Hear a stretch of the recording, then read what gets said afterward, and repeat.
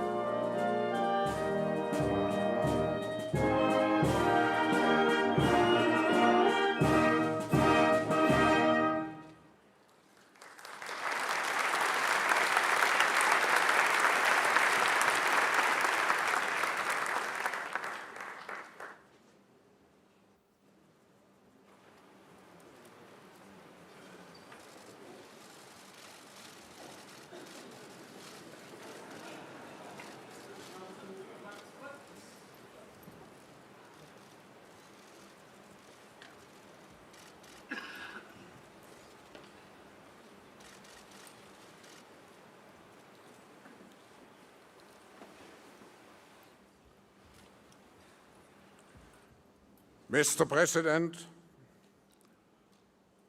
after you have been so warmly received yesterday here in Davos, it is now my great pleasure to officially welcome the President of the United States, Donald J. Trump, to the closing session of the World Economic Forum's annual meeting 2018.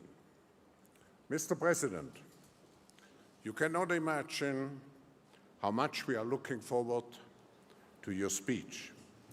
Not just the 3,000 leaders assembled here in Davos, but also the millions joining us globally thanks to the presence of key media from around the world. Mr. President, on behalf of the business leaders here in the room, let me particularly congratulate you for the historic tax reform package passed last month, greatly reducing the tax burden of US companies, fostering job creation, as well as stimulating economic growth in the United States, but also providing a tremendous boost to the global economy. Davos is the place where leaders of states and industry come and work together in the pursuit of global peace and prosperity. We live in an interdependent world where decisions made by one nation, particularly by the United States, impact all other countries. I believe that today we need to strike the right balance between the necessary rebuilding of national social contracts and at the same time strengthening our multilateral system to address critical issues such as trade, investment, terrorism, and migration, to name just a few. Mr. President, the role of the United States and your personal leadership is absolutely essential. For this reason, your message here has tremendous relevance. Of course, I'm aware that your strong leadership is open to misconceptions and biased interpretations. Therefore, it is so essential for us in the room to listen directly to you. This forum, as it has done for nearly 5 decades, should create a base for dialogue and global cooperation where, and I quote you, Mr. President, strong sovereign nations with different values, different cultures, and different dreams do not just coexist, but work side by side on the basis of mutual respect. Ladies and gentlemen, please welcome the 45th President of the United States, Donald J. Trump, to the stage.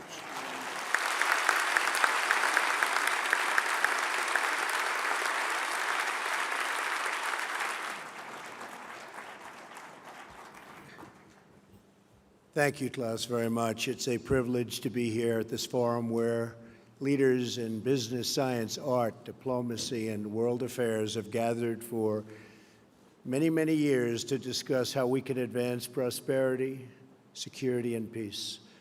I'm here today to represent the interests of the American people and to affirm America's friendship and partnership in building a better world. Like all nations represented at this great forum, America hopes for a future in which everyone can prosper and every child can grow up free from violence, poverty, and fear. Over the past year, we have made extraordinary strides in the U.S.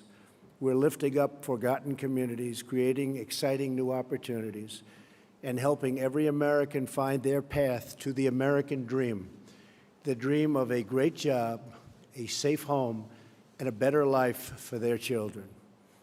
After years of stagnation, the United States is once again experiencing strong economic growth. The stock market is smashing one record after another and has added more than $7 trillion in new wealth since my election. Consumer confidence, business confidence, and manufacturing confidence are the highest they have been in many decades. Since my election, we've created 2.4 million jobs, and that number is going up very, very substantially. Small business optimism is at an all-time high. New unemployment claims are near the lowest we've seen in almost half a century. African American unemployment has reached the lowest rate ever recorded in the United States, and so has unemployment among Hispanic Americans. The world is witnessing the resurgence of a strong and prosperous America. I'm here to deliver a simple message. There has never been a better time to hire, to build, to invest, and to grow in the United States. America is open for business, and we are competitive once again. The American economy is by far the largest in the world, and we've just enacted the most significant tax cuts and reform in American history. We've massively cut taxes for the middle class and small businesses to let working families keep more of their hard-earned money. We lowered our corporate tax rate from 35% all the way down to 21%. As a result, millions of workers have received tax cut bonuses from their employers in amounts as large as $3,000. The tax cut bill is expected to raise the average American's household income by more than $4,000. The world's largest company, Apple, announced it plans to bring $245 billion in overseas profits home to America. Their total investment into the United States economy will be more than $350 billion over the next 5 years. Now is the perfect time to bring your business, your jobs, and your investments to the United States. This is especially true because we have undertaken the most extensive regulatory reduction ever conceived. Regulation is stealth taxation. The U.S., like many other countries, unelected bureaucrats, and we have, believe me, we have them all over the place, and they've imposed crushing and anti-business and anti-worker regulations on our citizens with no vote, no legislative debate, and no real accountability. In America, those days are over. I pledged to eliminate 2 unnecessary regulations for every 1 new regulation. We have succeeded beyond our highest expectations. Instead of 2 for 1, we have cut 22 burdensome regulations for every 1 new rule. We are freeing our businesses and workers so they can thrive and flourish as never before. We are creating an environment that attracts capital, invites investment, and rewards production. America is the place to do business. So come to America, where you can innovate, create, and build. I believe in America. As President of the United States, I will always put America first, just like the leaders of other countries should put their country first also. But America first does not mean America alone. When the United States grows, so does the world. American prosperity has created countless jobs all around the globe, and the drive for excellence, creativity, and innovation in the U.S. has led to important discoveries that help people everywhere live more prosperous and far healthier lives. As the United States pursues domestic reforms to unleash jobs and growth, we are also working to reform the international trading system so that it promotes broadly shared prosperity and rewards to those who play by the rules. We cannot have free and open trade if some countries exploit the system at the expense of others. We support free trade, but it needs to be fair and it needs to be reciprocal, because in the end, unfair trade undermines us all. The United States will no longer turn a blind eye to unfair economic practices, including massive intellectual property theft, industrial subsidies, and pervasive state-led economic planning. These and other predatory behaviors are distorting the global markets and harming businesses and workers, not just in the U.S., but around the globe. Just like we expect the leaders of other countries to protect their interests, as President of the United States, I will always protect the interests of our country, our companies, and our workers. We will enforce our trade laws and restore integrity to our trading system. Only by insisting on fair and reciprocal trade can we create a system that works not just for the U.S., but for all nations. As I have said, the United States is prepared to negotiate mutually beneficial bilateral trade agreements with all countries. This will include the countries in TPP, which are very important. We have agreements with several of them already.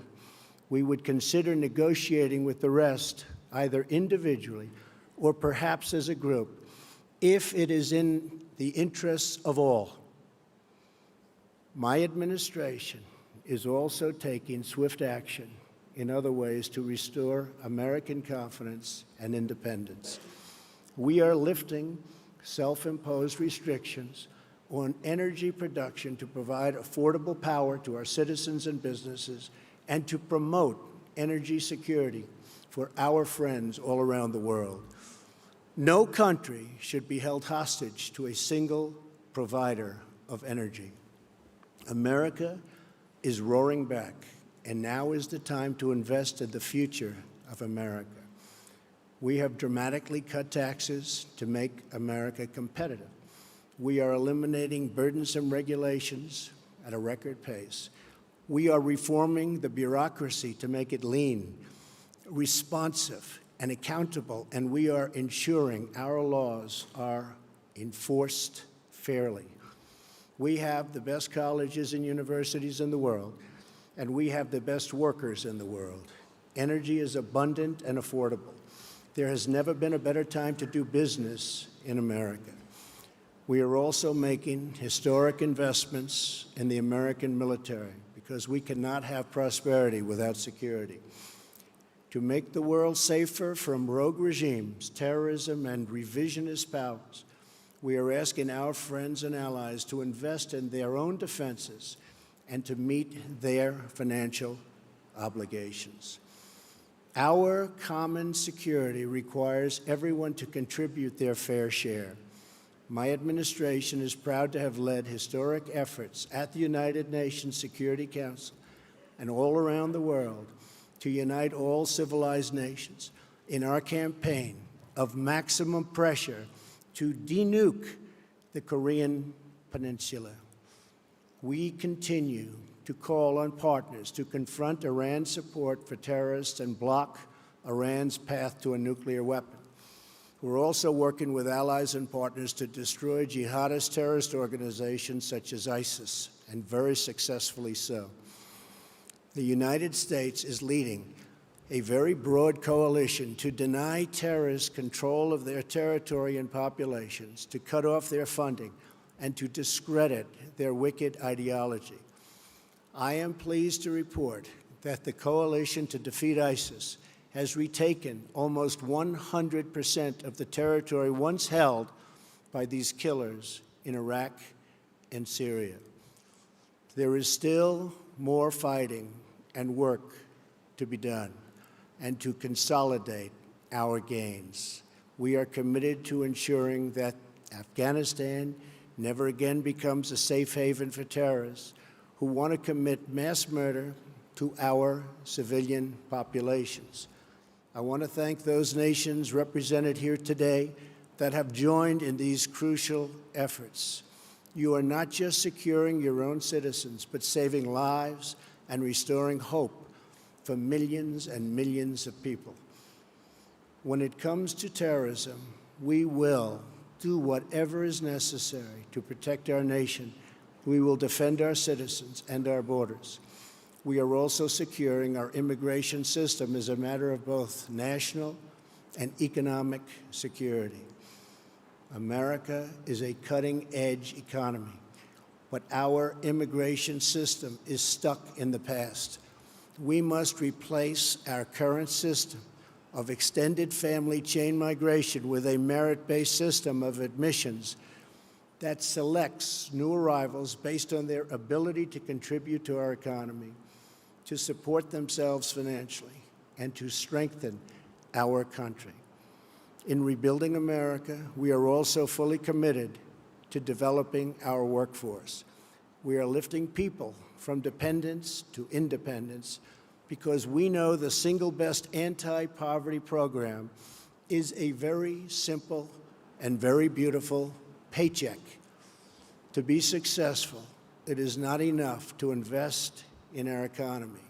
We must invest in our people. When people are forgotten, the world becomes fractured. Only by hearing and responding to the voices of the forgotten can we create a bright future that is truly shared by all. The nation's greatness is more than the sum of its production. A nation's greatness is the sum of its citizens, the values, pride, love, devotion, and character of the people who call that nation home. From my first international G7 summit to the G20, to the UN General Assembly, to APEC, to the World Trade Organization, and today at the World Economic Forum, my administration has not only been present, but has driven our message that we are all stronger when free, sovereign nations cooperate toward shared goals, and they cooperate toward shared dreams. Represented in this room are some of the remarkable citizens from all over the world. You are national leaders, business titans, industry giants, and many of the brightest minds in many fields. Each of you has the power to change hearts, transform lives, and shape your country's destinies. With this power comes an obligation, however, a duty of loyalty to the people, workers, and customers who have made you who you are.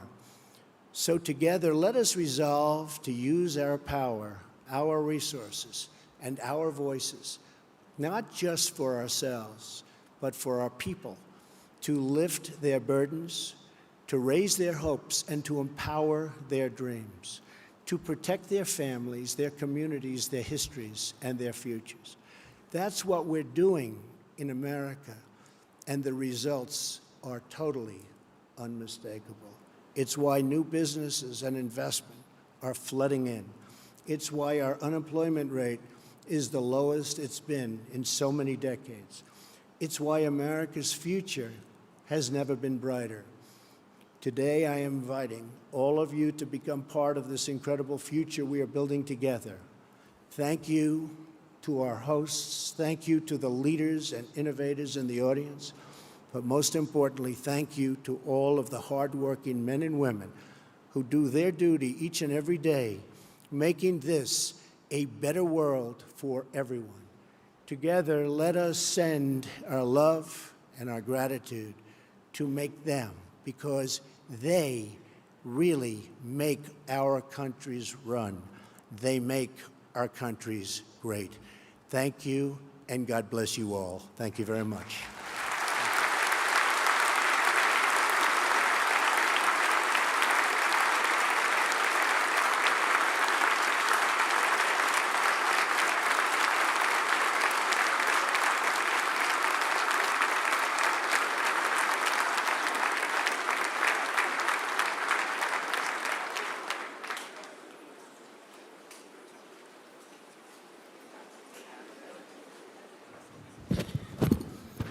Thank you very much. Thank you, Mr. President, for this inspiring speech.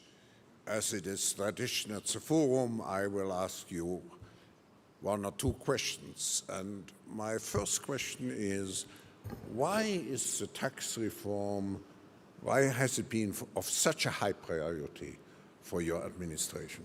Well, first of all, Klaus, I want to congratulate you. This is an incredible group of people. We had dinner last night with about 15 leaders of industry, none of whom I knew, but all of whom I've read about for years, and it was truly an incredible group. And I think I have 15 new friends. So this has been really great what you've done in putting it together, the Economic Forum. The tax reform was a dream of a lot of people over many years, but they weren't able to get it done. Many people tried. And Ronald Reagan was really the last to make a meaningful cut and reform, and ours is cutting and reforming. We emphasize cut, but the reform is probably almost as important. We've wanted to do it. It is very tough politically to do it. Hard to believe that would be, but it is very, very tough. That's why it hasn't been done in close to 40 years. And once we got it going, it was going, and the big, and I wouldn't say a total surprise, but one of the big things that happened and took place is AT&T and some others came out very early and they said they were going to pay thousands and thousands of dollars to people that work for their companies. And you have 300,000, 400,000, 500,000 people working for these companies. And all of a sudden, it became like a big waterfall, a big, beautiful waterfall, where so many companies are doing it. And even today, they just announced many more. But every day, they announce more and more. And now it's a fight for who's going to give the most. It started at 1,000. Now we have them up to 3,000. This is something that we didn't anticipate. Oftentimes in business, things happen that you don't anticipate. Usually, that's a bad thing. But this was a good thing. This came out of nowhere. Nobody ever thought of this as a possibility even. It wasn't in the equation. We waited, we said, wait till February 1st when the checks start coming in. And people, Klaus, have a lot more money in their paycheck, because it's not just a little money. There's a lot of money for people making a living doing whatever they may be doing. And we really thought February 1st it was going to kick in and everybody was going to be, well, we haven't even gotten there yet. And it's kicked in, and it's had an incredible impact on the stock market and the stock prices. We've set 84 records since my election, record stock market prices, meaning we hit new highs 84 different times out of a one-year period. And that's a great thing. And in all fairness, that was done before we passed the tax cuts and tax reform. So what happened is really something special. Then, as you know, and as I just said, Apple came in with $350 billion. And I tell you, I spoke with Tim Cook. I said, Tim, I will never consider this whole great run that we've made complete until you start building plants in the U.S. And I will tell you, this moved up very substantially. But when I heard 350, I thought they were talking $350 million. And by the way, that's a nice sized plant. Not the greatest, but not bad. And they said, no, sir, it's $350 billion. I said, that is something. Well, we have tremendous amounts of money, including my newfound friends from last night, great companies. They're all investing. When one of the gentlemen said he's putting in $2 billion because of the tax cuts, I said to myself, wow, he's actually the cheap one in the group, because they're putting in massive numbers of billions of dollars. So I think you have a brand new United States. You have a United States where people from all over the world are looking to come in and invest. And there's just nothing like what's happening. And I just want to finish by, I have a group of people that have been so outside. I have a whole lot of them, so I won't introduce because then I'll insult at least half of them. But I've had a group of people that work so hard on this and other things. And we're really doing, we had a great first year, so successful in so many different ways. And there's a tremendous spirit when you look at all of the different charts and polls, and you see, as an example, African-American unemployment at the historic low. It's never had a period of time like this. Same with Hispanic. Women at a 17-year low. It's very heartwarming to see, but there's a tremendous spirit in the United States. I would say it's a spirit like I have never witnessed before. I've been here for a while. I have never witnessed the spirit that our country has right now. So I just want to thank you all and all of those that are pouring billions of dollars into our country or $10 into our country. We thank you very much. Thank you. Mr. President, I will ask you maybe a personal question, but before doing so, I just sounds like very to interesting. acknowledge. I didn't know about this one. I would like to acknowledge the strong Yes. presence of your cabinet members Yes. here, who tremendously contributed to the discussions. Good. The last I would days. like to do that. That's very good. Yeah. Now, Stephen, Wilbur, Gary, Robert, even my general and my various other generals, you know, we're making our military protection a little bit better for us too. So thank you very much. Does everybody understand that? I think so. Thank you all for being here. now my maybe personal question would be,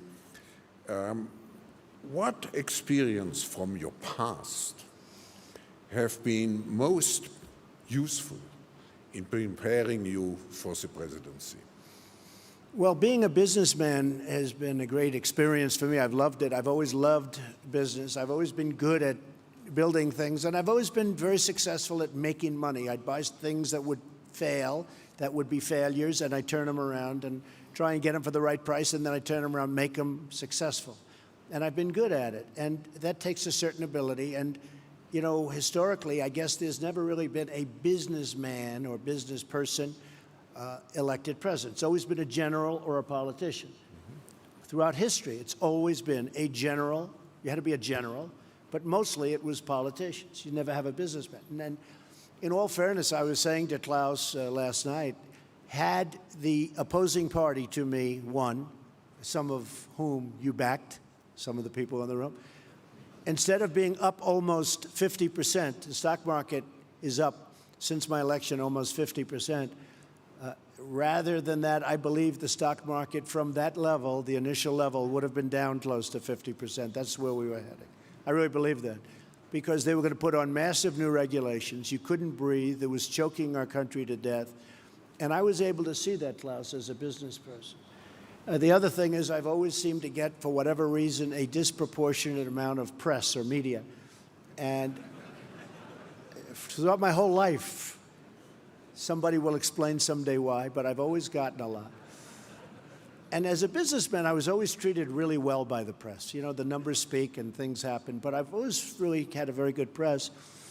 And it wasn't until I became a politician that I realized how nasty, how mean, how vicious, and how fake the press can be as the cameras start going off in the back.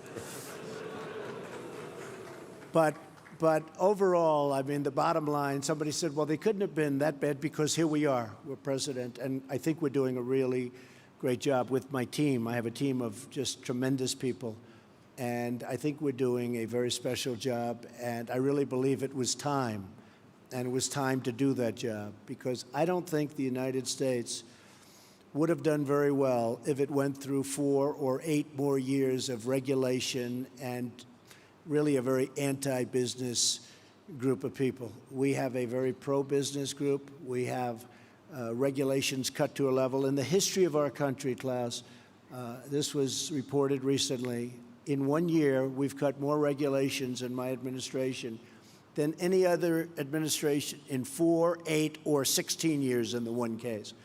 We've cut more regulations in 1 year, and we have a ways to go. I mean, we're probably 50% done, and we're going to have regulation. There's nothing wrong with rules and regulations. You need them. But we've cut more than any administration ever in the history of our country, and we still have a ways to go. So I think between that and the tremendous tax cuts, we've really done something. And one other thing I said, and I saw it last night with some of the leaders and the business people, I think I've been a cheerleader for our country.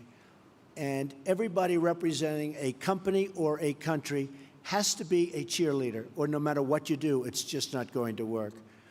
And the reason I'm a cheerleader is because it's easy, because I love our country, and I think we're just doing really well. And we look forward to seeing you in America, special place, and where you are is a special place also. Thank you all very much. I appreciate it.